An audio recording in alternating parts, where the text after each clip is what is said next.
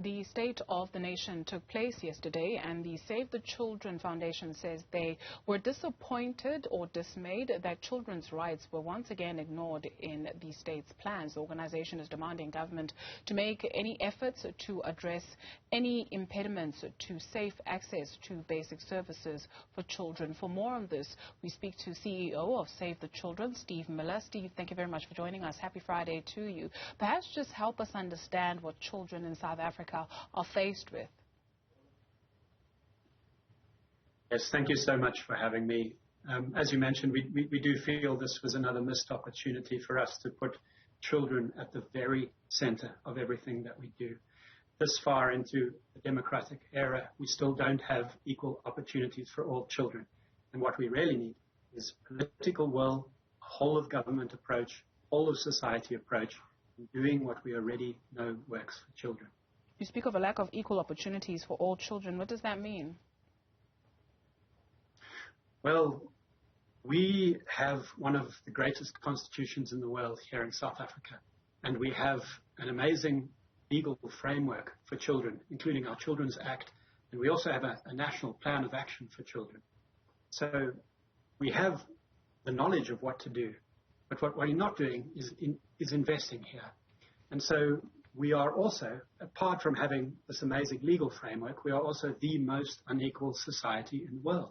And still today, children have such different opportunities in life, and it all starts in their first few years, that 0 to 3 critical period of time for development of a child that sets their entire trajectory for the rest of their life.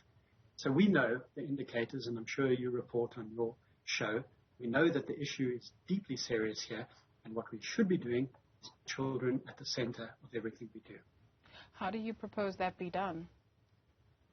Well, there's 3 ways we can do that practically, what could have happened at the SONA yesterday. Firstly, as I mentioned earlier, a whole of government approach. Children is not something that should just be stuck with the Department of Social Development, when the child's life is influenced by so much of what the state does. So what we need practically is an Office for the Rights of the Child seated in the presidency, invested in, to monitor, mainstream children's rights across all departments. Secondly, what we could have seen from the president was leadership in bringing together the development partners. In civil society, we have coalitions, we have a movement for children. There's also faith-based organizations, community-based organizations. The president could call a national conference for child rights, which has been on the table for quite some time, get us all together and start having us collaborate. And then finally, on a practical level, what we would have liked to hear from the SONA is about investment. That national plan of action that I spoke about, it is world leading. It really understands the situation for children. It knows how to take us to the next level, but we're not investing it, not even close, and certainly not implementing it. So that type of political will and leadership, President's office itself is what is really needed to shift the needle here for children in South Africa. Just from the work that you do, what are some of the lived experiences of those children on the ground? I see it all the time. So I'm from a privileged background. I realize this. My daughter is extraordinarily privileged, and she's 6 years old now, and she gets to go to a really good school. She has the attention of us and a lot of people around her, good education, good healthcare, etc. And you can see her trajectory is going in one direction.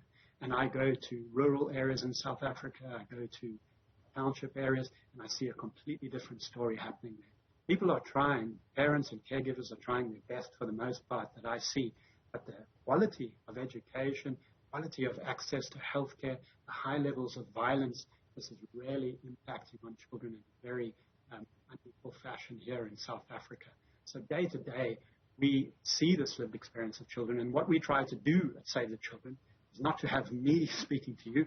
I'm not the person to be doing that.